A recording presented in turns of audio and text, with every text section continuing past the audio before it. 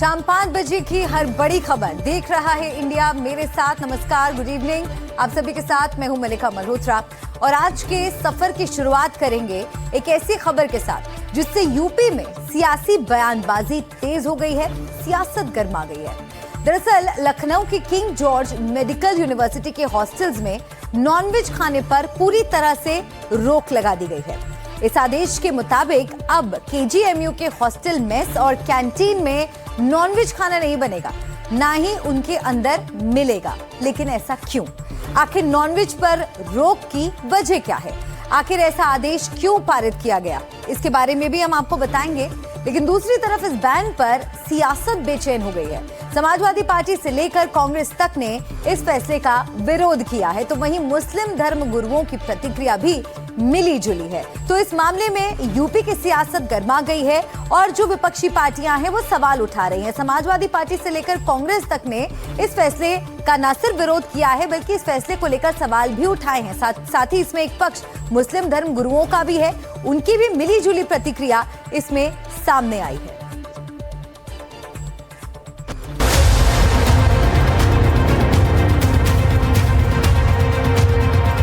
सावधान, king George medical university के hostel में कैंटीन में नॉनवेज बैन हो गया है। अब मेस कैंटीन में नॉनवेज न बनेगा न मिलेगा। लखनऊ में किंग जॉर्ज मेडिकल यूनिवर्सिटी में कुछ इसी अंदाज में हॉस्टल के अंदर नॉनवेज के लिए नो एंट्री का आदेश पारित हो गया है। इस तरह का बोर्ड तो नहीं लगाया गया है, लेकिन चिट्ठी जारी कर कुछ इस अंदाज में साफ कह दिया गया है कि अब हॉस्टल के मेस और कैंटीन के अंदर नॉनवेज नहीं मिलेगा।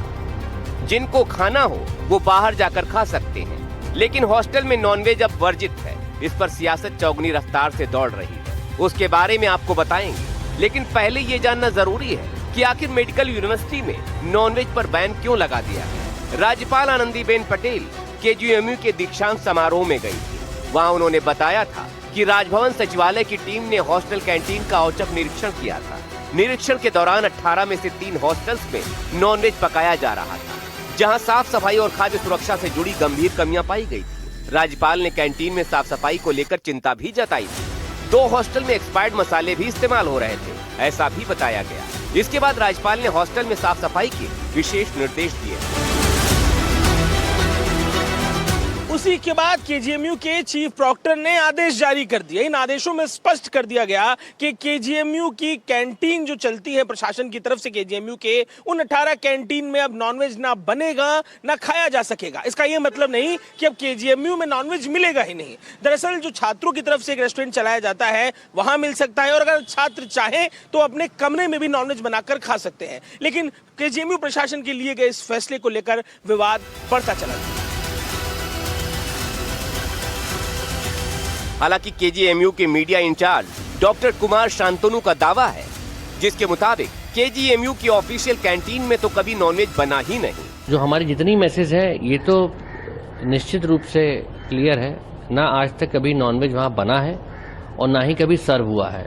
जो मैसेज केजीएमयू खुद संचालित करता है। ये बात मैडम ने अपने खबर से बताई थी, तो इस बारे में पूछा गया तो वो निजी मैस है, कोऑपरेटिव मेस है, जो बच्चे अपने प्राइवेट लेवल पे चलाते हैं, जिसमें वो नॉनवेज बनता था। कल गवर्नर मैडम की टिप्पणी के बाद उस पर स्ट्रिक्टली इंस्ट्रक्शन जारी कर दिए गए हैं कि अब नॉनवेज उन मेसेज में बिल्कुल नहीं बनेगा।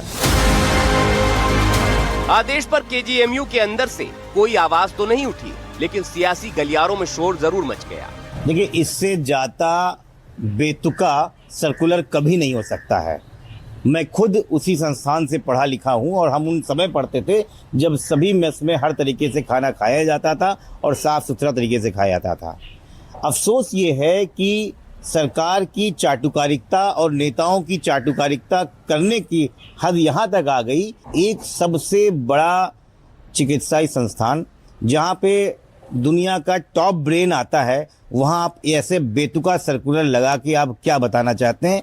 भारतीय जनता पार्टी की मानसिकता कितनी बैकवर्ड है ये समझ में आ जाती है। तो मेहरबानी करके वो करिए जिससे जनहित हो, वो मत करिए जिससे अखबार की सुर्खियां बन जाए। इसमें कौन सी बात हो जाएगी कि नॉन वेज न खाएं? मैं खुद शुद्ध शाकाहारी हूँ, लेकिन मैं दूसरे को विवश नहीं करता। वो क्या खाता है, क्या पीता है, प्रतिबंधित न हो, तो मुझे तो कोई एतराज नहीं। तो ये आदेश तुगलकी फरमान है, वो तुगलकी फरमान जो लिखित नहीं है, मौखिक कहा गया है। और अगर विश्वविद्यालय प्रशासन केजीएमयू उसका पालन करता है तो समाजवादी पार्टी समझती कि संविधान का पालन नहीं हो रहा है, कानून का पालन नहीं हो रहा, मन मर्जी से विश्वविद्यालय और प्रदेश को चलाने का प्रयास हो रहा है। और समाजवादी पार्टी आनंदीबेन पटेल के पिछले 2 बयानों की और इस मौखिक बयान की भी निंदा करती है।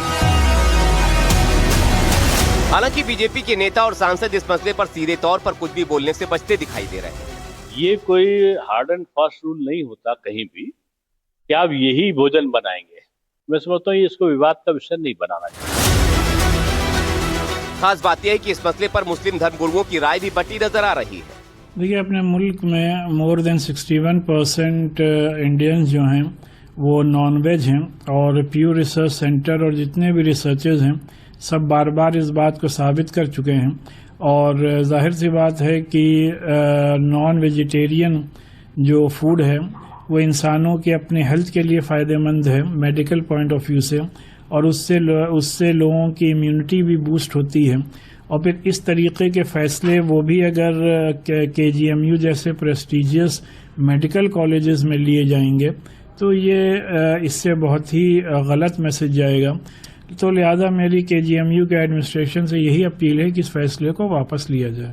केजीएमयू में जो नॉनवेज को प्रतिबंध लगा है तो कोई हर्ज की बात नहीं है, क्योंकि वेज रेस्टोरेंट होते हैं, नॉनवेज रेस्टोरेंट होते हैं, हर जगह का प्रशासन है, हर जगह की एक परंपरा है, लिहाजा इसके ऊपर सियासत नहीं करना चाहिए। अगर कुछ बच्चे नॉनवेज के शौकीन हैं तो वो मार्केट में जाके ओपन मार्केट में नॉनवेज ले सकते हैं, इसके ऊपर सियासत न की जाए तो बेहतर है। इस नॉन वेज बैन के बाद सवाल उठ रहे हैं कि क्या दूसरे मेडिकल कॉलेज में भी ये नियम लागू होंगे? सिर्फ केजीएमयू के लिए ही नियम क्या ये जारी किए गए? क्या नॉनवेज खाने से हाइजीन की समस्या आती है? तो नॉनवेज खाने को लेकर सियासत से लेकर धर्म के मैदान में भी चर्चा छिड़ गई है। कोई इसे अधिकारों से जोड़ रहा है तो किसी के लिए ये तुगलकी फरमान है। फिलहाल घमासान जारी है, ये घमासान कहां तक जाएगा फिलहाल कहना मुश्किल है। अजय दुबे के साथ ब्यूरो रिपोर्ट, एनडीटीवी इंडिया।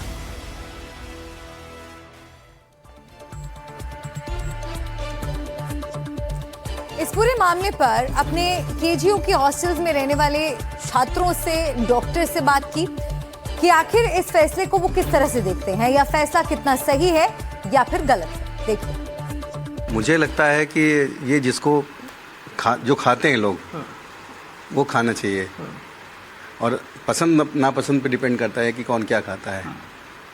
इस पे बोझिल नहीं होना चाहिए कि नहीं आपको खाना है, आपको नहीं खाना है। तो बहुत सारे ऐसे बच्चे हैं जो वेज को लाइक ही नहीं करते हैं। मेरे हिसाब से ये गलत है। मेरा ओपिनियन है कि मेस में जब नॉनवेज मिल रहा है एक अफोर्डेबल प्राइस में, हमें वीक में 2 दिन मिल जाता था। अब ये है कि बाहर से ऑर्डर करना है, एक तो हमारे बॉडी के लिए भी अच्छा था, कुछ ना कुछ आयरन, प्रोटीन, जिंक और विटामिन B12। बट अब ये है कि हमारे जो है कि प्राइजेस हम बाहर से अगर मंगवाएंगे तो महंगे पड़ेंगे।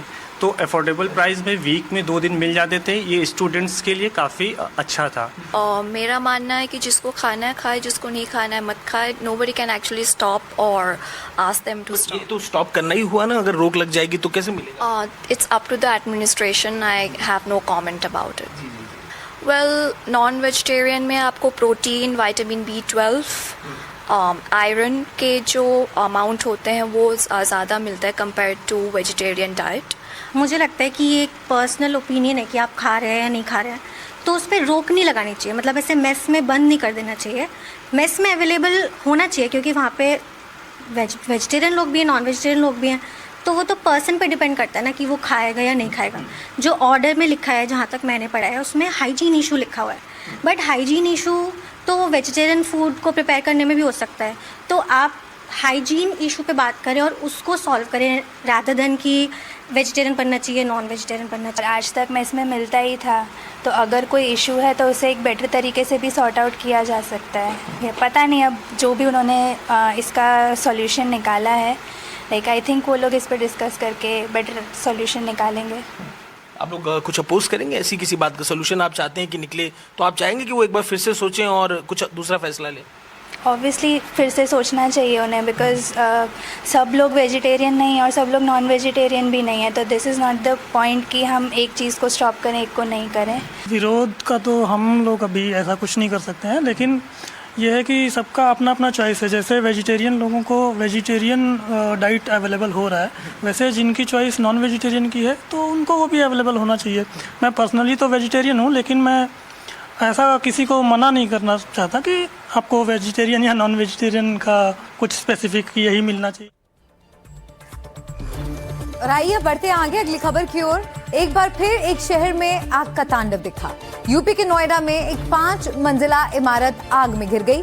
जहां आग लगी उस जगह बेहद घनी आबादी थी, संकरे इलाके हैं, इसलिए रेस्क्यू में भी दिक्कतें आई। इस अग्निकांड ने एक बार फिर सवाल उठाया है कि इमारतें कितनी सुरक्षित हैं। नोएडा की इमारत में भीषण अग्निकांड हो गया। हर तरफ धुआं धुआं ही नजर आया। आग में जलती हुई गाड़ियां नजर आई। किसी तरह सीढ़ी के जरिए जलती इमारत से लोग निकल पाए। ये तस्वीरें नोएडा के सेक्टर 66 की हैं। यहां के ममूरा इलाके में हड़कंप मच गया। इमारत में भीषण आग लग गई। ये तस्वीरें देखिए, गाड़ियां कैसे जल रही हैं। बताया जा रहा है कि इलेक्ट्रिक बाइक में शॉर्ट सर्किट के कारण ये भीषण आग लगी। आग कितनी तेज थी, कितनी खतरनाक थी, इन तस्वीरों को देखकर ही आप अंदाजा लगा सकते हैं। जो निशान है आग के बाद तबाही के, वो किस तरीके से हैं। यहाँ आप देख सकते हैं बेसमेंट में कितनी मोटरसाइकिल हैं जो सब जलकर खाक हो गई। जो छत का इलाका है वो पूरा जो है कि कालिक से हो गया है। और यहाँ जो इस वक्त अभी जो है गंध भी महसूस की जा सकती है। ये सापड़ आपको दिख रहा होगा, अभी धुआं आपको ऊपर नजर आएगा। अगर मैं कैमरामैन से कहूँ कि दिखा पाए कि यहीं से जो है आग फिर जो है ऊपर के जो माले हैं वहां चली जाती है। बताया जा रहा कि आग लगी और फिर ऊपर की मंजिल तक फैल गई। चारों तरफ धुएं का गुबार था। लोगों में अफरा तफरी मच गई। आलम यह था कि बिल्डिंग से नीचे उतरना मुश्किल हो रहा था। लोगों ने एक बिल्डिंग से दूसरी बिल्डिंग तक सीढ़ी लगाई और जान पर खेलकर जान बचाने के लिए दूसरी इमारत में गए, जहां जरा सी भी चूक होती तो नीचे गिर जाती। ये जो सीढ़ी है, इसकी मदद से पूरा जो रेस्क्यू ऑपरेशन है उसे पूरा कराया गया। और ये जो सीढ़ियां कहीं ना कहीं जो स्थानीय मजदूर यहाँ पर इस छत पर काम कर रहे थे उनकी तरफ से लगाई गई। जब यहाँ पर आग लगी तो उस समय पूरी तरह से अफरा तफरी का माहौल हो गया और लोगों ने मदद के लिए सीढ़ियां, रस्सियां जो हैं वो आगे की और इसी पतली सी रस्सी के सहारे लोगों ने इस मकान से इस छत पर सुरक्षित रेस्क्यू किया। नीचे अगर हम आपको तस्वीर दिखाएं तो सावधानी से मेरे कैमरा पर्सन प्रेम जी आपको तस्वीर दिखाएंगे, किस तरह की तस्वीर आपको नजर आएगी। हम उन लोगों को आवाज दे रहे थे, तुम लोग निकल आओ, तुम्हारा बिल्डिंग में आग लग गया, जल्दी निकल आओ। वो लोग सुन नहीं रहा था, देख रहा था, तमाशा देख रहा था हर मंजिल खड़ा होके। जब ज्यादा भयंकर आग लग गए तब सारा लोग ऊपर आके कहा मेरे को बचा लो बचा लो। धुआं था इतना भयंकर, तो हम लोगों ने चाली डाला, सीढ़ी डाला, रस्सा बांध के उन लोगों को जान बचाया है। तो हम लोगों ने सीढ़ी डाली, नीचे से सीढ़ी लेके आए थे और कुछ बंदे और आए थे नीचे किराए पे रहते इस बिल्डिंग में, तो वो लोग भी आए, उनका भी सहारा लगा और सबने बांस बांध के रस्सी से एक एक करके सबको निकाला गया।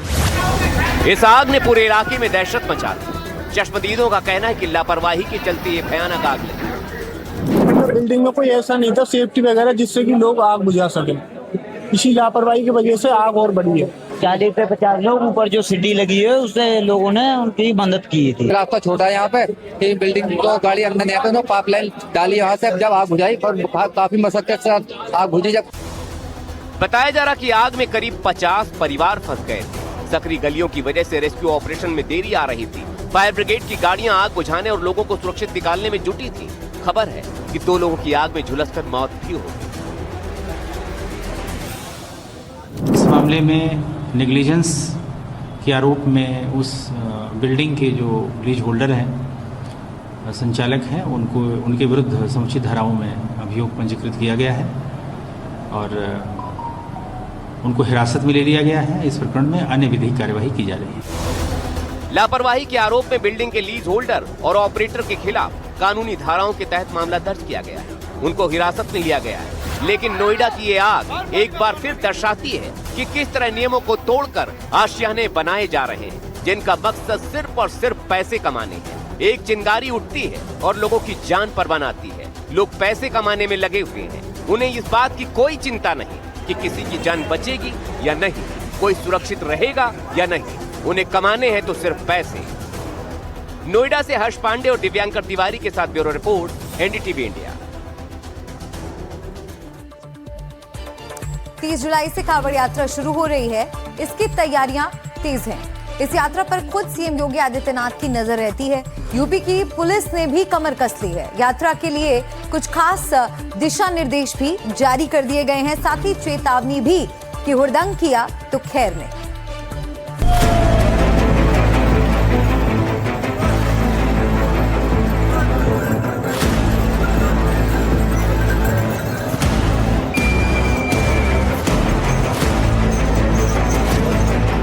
सावन का महीना और उसमें होने वाली कांवड़ यात्रा।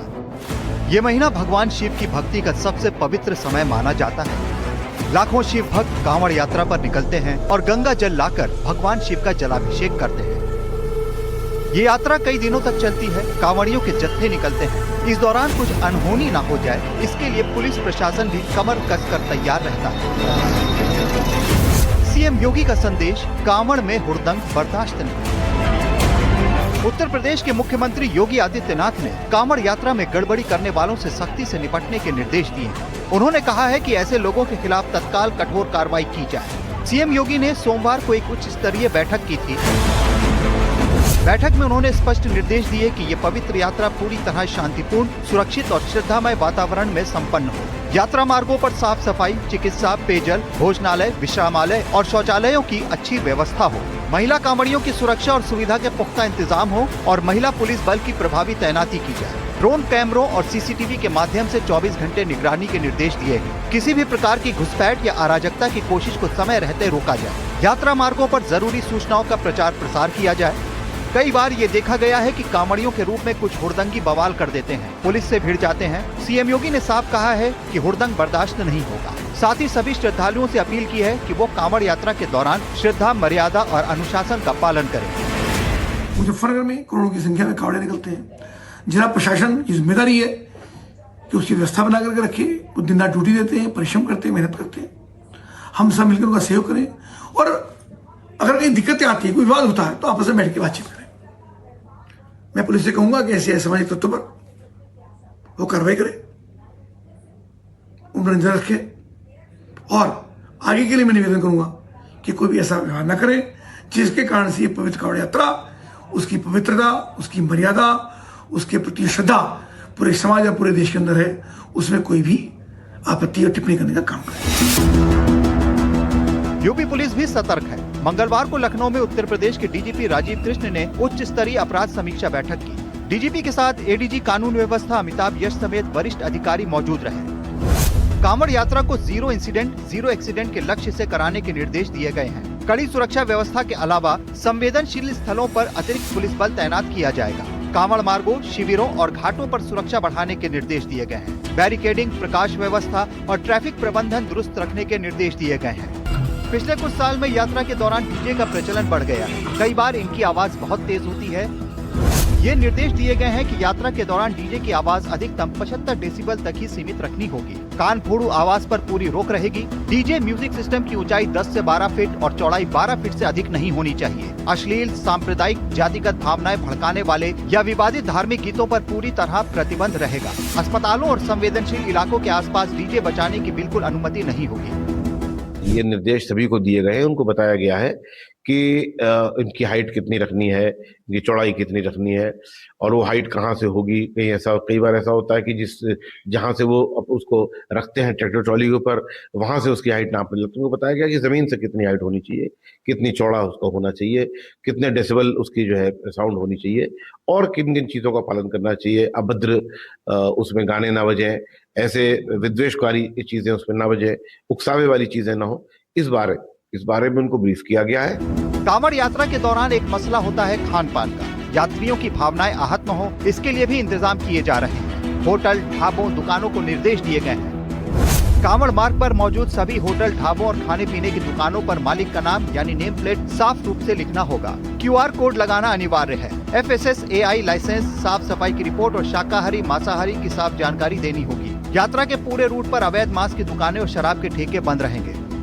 ये जानकारी आ रही है कि कांवड़ यात्रा केवल प्रशासन द्वारा निर्धारित पारंपरिक रूटों पर ही निकाली जाएगी। किसी भी नई परंपरा की अनुमति नहीं होगी। संवेदनशील इलाकों की ड्रोन कैमरों, CCTV और खुफिया तंत्र के जरिए 24 घंटे निगरानी की जाएगी। साथ ही सोशल मीडिया पर भी नजर रखी जाएगी। इसके लिए बड़ी तैयारी की जा रही है। सोशल मीडिया सेल बनाकर ट्रैकिंग, 24 घंटे काम करने वाले कंट्रोल रूम बन सकते हैं। स्पेशल साइबर टीमों की तैनाती, CCTV फुटेज की लगातार मॉनिटरिंग, AI आधारित CCTV कैमरे से फेस डिटेक्शन, इन्फ्लुएंसर्स के अकाउंट्स की ट्रैकिंग, साथ ही आपत्तिजनक पोस्ट पर तुरंत FIR दर्ज हो सकती है। यूपी के साथ साथ उत्तराखंड में भी पुलिस प्रशासन तैयारी में जुटा है। वैसे इस साल कांवड़ यात्रा 30 जुलाई से शुरू होकर 11 अगस्त तक चलेगी। 11 अगस्त को सावन शिवरात्रि के दिन श्रद्धालु भगवान शिव का जलाभिषेक करेंगे और इस दौरान ये यात्रा सही से पूरी हो सके, इसकी तैयारी जोर शोर से चल रही है। मुजफ्फरनगर में मोनू और हापुड़ में मोहम्मद अदनान के साथ लखनऊ में अजय दुबे, NDTV इंडिया। राम मंदिर चढ़ावा चोरी केस में SIT आज से कल तक अपनी फाइनल रिपोर्ट तय कर सकती है। वो रिपोर्ट जिसमें ये खुलासा हो सकता है कि इस पूरे मामले में कौन कौन से नाम शामिल हैं, किसने चढ़ावा चोरी की साजिश रची। इस बीच पुलिस ने 2 और आरोपियों को रिमांड पर लिया है।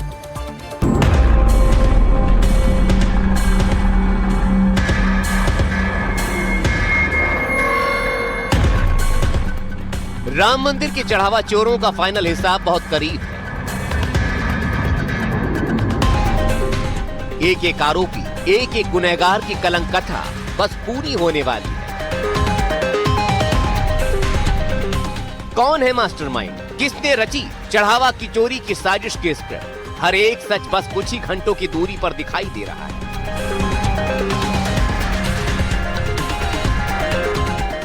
उस सच को खंगालने के लिए अब पुलिस ने रमाशंकर मिश्र और सुभाष श्रीवास्तव को रिमांड पर लिया है। 14 घंटे की इस रिमांड में पुलिस आरोपियों को अपने साथ लेकर गई है और उनकी निशानदेही पर कुछ और छापों की तैयारी हो रही है। माना जा रहा है कि बैंक का पूर्व कर्मचारी सुभाष श्रीवास्तव इस पूरे चढ़ावा कांड में अहम सबूत दे सकता है। बहुत अहम माना जा रहा है कि जो ये दोनों आरोपी हैं, इनसे भी कड़ी पूछताछ में काफी कुछ सुराग मिलेगा कि ये पैसे कैसे चुराते थे, कहाँ रखते थे, कैसे ले जाते थे और कहाँ इन्वेस्ट कराए। हालांकि सुभाष श्रीवास्तव गणना के सुपरवाइजर थे। उम्मीद है कि कैसे पैसा निकलता था, उनसे भी इस मामले में कड़ी पूछताछ होगी। पुलिस को उम्मीद है कि आज बहुत अहम कड़ी है और इससे काफी कुछ खुलासा हो सकता है। पुलिस अभी भी जांच कर रही है। इसके बीच उम्मीद जताई जा रही कि SIT अपनी जांच जल्द से जल्द सौंप सकती है, या फिर अगर उसे और समय की दरकार होगी तो जांच का दायरा दिनों के हिसाब से बढ़ाया जा सकता है। आरोपियों से पूछताछ के बीच चढ़ावा चोरी पर यूपी विधानसभा के अध्यक्ष सतीश महाना के एक बयान पर विवाद हो गया है। उन्होंने कहा था कि जिनका पैसा चोरी हुआ शायद उन्होंने सच्ची श्रद्धा और आस्था से दान नहीं किया होगा, इसीलिए वो चोरी हो गया। जिनका पैसा चोरी हुआ, मुझे लगता है कि शायद उन्होंने सत्य श्रद्धा पूर्वक भाव के साथ भगवान के मंदिर में अर्पित नहीं किया होगा, इसलिए उनका पैसा चोरी हो गया। हमारा पैसा चोरी नहीं हुआ, हमारा पैसा मंदिर में लगा है और मंदिर का भव्य स्वरूप इस बात का प्रमाण है। अब बयान वायरल हुआ तो समाजवादी पार्टी ने फ्रंट फुट पर आकर उसे लपकने की कोशिश की। बयान पर सतीश महाना को घेरा। ये बड़ा हास्यास्पद कमेंट है और मुझे लगता है कि विधानसभा अध्यक्ष को इतनी संजीदा बात को इतनी मजाक में नहीं उड़ाना चाहिए। 140 करोड़ लोगों की आस्था के साथ मजाक हुआ है, चोरी हुई है राम मंदिर के अंदर, और आप बता रहे हैं कि लोगों ने आस्था से पैसा नहीं दिया हुआ है। क्या उसमें कोई आस्था का GPS ट्रैकिंग लगा दी थी आपने? कम से कम विधानसभा अध्यक्ष से ऐसी उम्मीद तो नहीं थी। एक तरफ इस मुद्दे पर बयानों का दौर जारी है तो दूसरी तरफ जांच के बाद नए खुलासों की उम्मीद भी है। सबसे बड़े सवाल तो ये है, क्या इन 8 आरोपियों के अलावा किसी और पर भी शिकंजा कसने वाला है? Bureau report, NDTV India. और इसी बीच एक बड़ी खबर आपको बता दें, राम मंदिर चढ़ावा चोरी के आरोपी लवकुश मिश्रा के निर्माणाधीन मकान पर अयोध्या विकास प्राधिकरण ने नोटिस जारी किया है, जिस पर आज लवकुश मिश्रा की पत्नी सुप्रिया मिश्रा ने अयोध्या विकास प्राधिकरण में हाजिर होकर 1 महीने का समय मांगा है। तो ये कार्रवाई से जुड़ा बड़ा अपडेट है। लवकुश की पत्नी सुप्रिया ने समय मांगा है, लवकुश की पत्नी ने 1 महीने का वक्त मांगा है।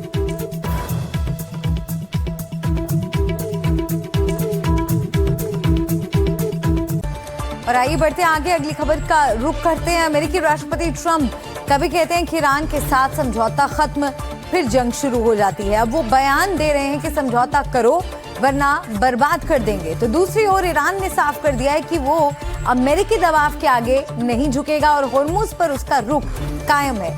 इस सब के बीच पूरा खाड़ी का इलाका धमाकों से थर्रा रहा है। ट्रंप एक तरफ कहते हैं अब बात नहीं होगी, दूसरे दिन कहते हैं बात करो वरना बम मार देंगे।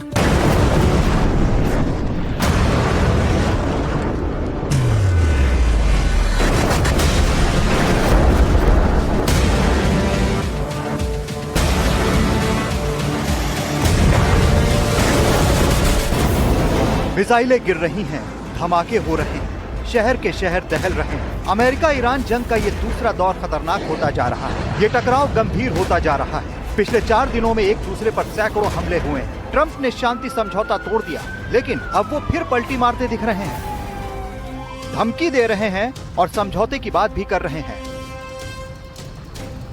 फॉक्स न्यूज को एक इंटरव्यू में ट्रंप ने कहा कि अगर ईरान बातचीत की मेज पर वापस नहीं लौटा तो अंजाम बुरा होगा। अमेरिका अगले हफ्ते से ईरान के बिजली संयंत्रों और पुलों को निशाना बनाएगा। ट्रंप ने ये भी कहा कि अगर ईरान समझौता करने में विफल रहता है तो फिर उसके पास कुछ नहीं बचेगा। ट्रंप ने दावा किया कि अगर वार्ता दोबारा शुरू नहीं होती है तो अमेरिका आने वाले दिनों में ईरान के खिलाफ अपने सैन्य अभियान को और तेज करेगा। 17 जून को दोनों देशों में शांति समझौता हुआ था, जिसे ट्रंप ने 9 जुलाई को खत्म कर दिया। इसके बाद पश्चिम एशिया में एक नई जंग की शुरुआत होगी। अमेरिका ने मंगलवार रात लगातार चौथे दिन ईरान पर हमले किए। अमेरिकी सेंट्रल कमांड के मुताबिक करीब 7 घंटे तक चले ऑपरेशन में होर्मुज स्ट्रेट के आसपास ईरान के मिसाइल और ड्रोन ठिकानों, नौसैनिक संसाधनों और कोस्टल डिफेंस सिस्टम को निशाना बनाया गया।